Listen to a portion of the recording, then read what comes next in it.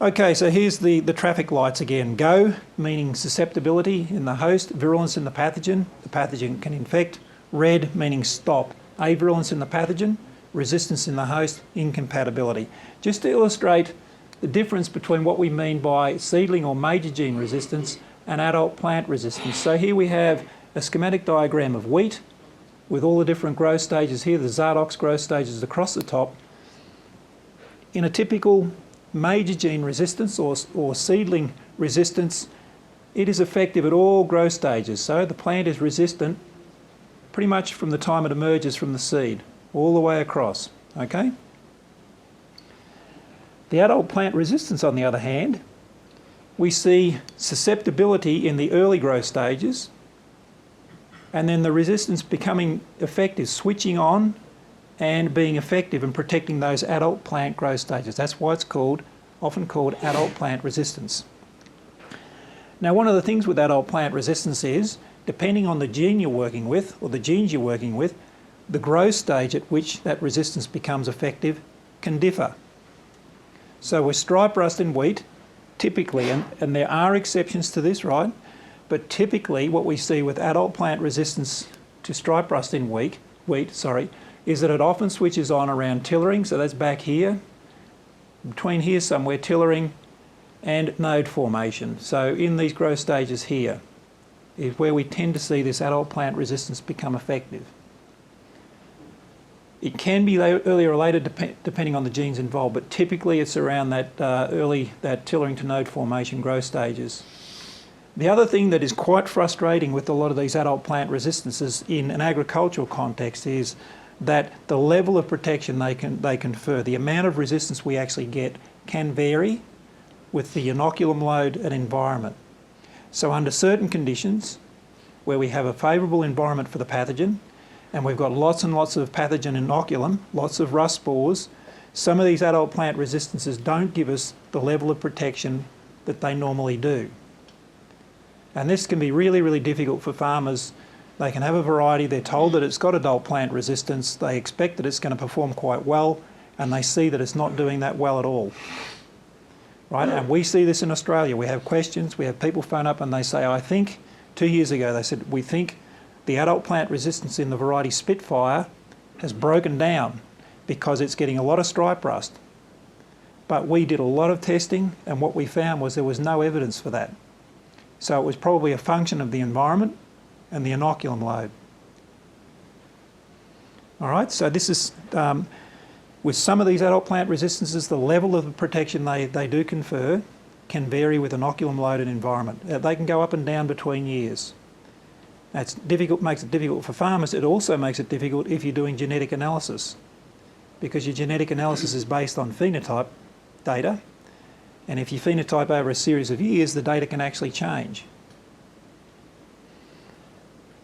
All right, so again, Dr. Joshi showed this slide the other day. It comes from Ravi Singh. Of course, Ravi has worked a lot. I think many of you here would know Ravi.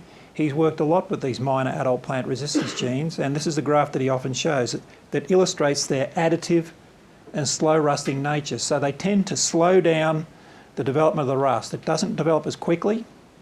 That's what these disease progress curves indicate, and Zach went through these with you the other day. So we have days or time across here and disease severity up here. And as we add these minor genes, or we increase the number of them, we get this additive effect. 1 + 1 = 5, and so on. To show you what that looks like in terms of the phenotype, and again, these are not real examples. I don't know how many genes are in these, I'm just using it to illustrate the point. Our susceptible response looks like this.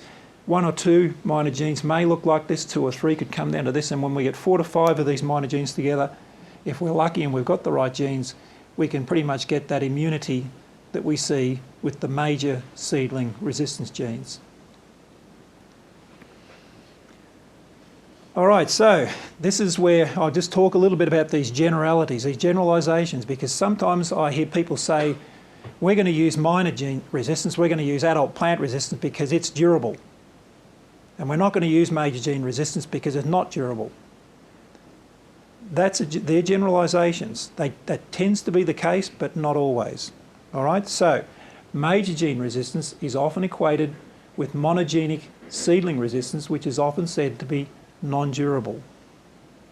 Minor gene resistance is often equated with polygenic adult plant resistance, which is often said to be durable.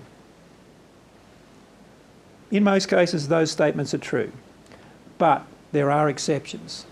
All right, now I mentioned this gene before, this LR34YR18, which also gives resistance against stem rust, powdery mildew and bipolaris.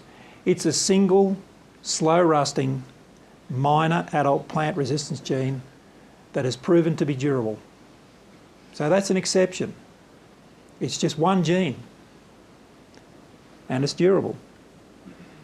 SR2 is another gene. It's a minor slow rusting APR gene that is durable. So these are not polygenic resistances, they are single genes, and yet they've proven to be durable.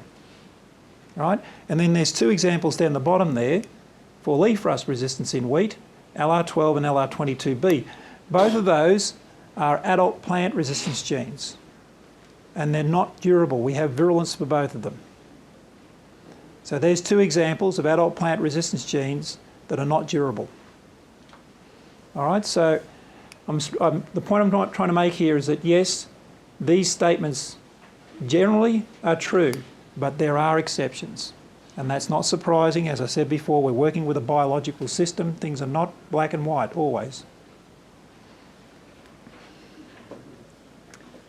Here's another one. This is a minor gene, a minor adult plant resistance gene that we found in triticale. We just call it YR2 because we don't know where it is in the genome. It has a temporary designation. We know that it's a minor adult plant resistance gene, and we know that it's not durable.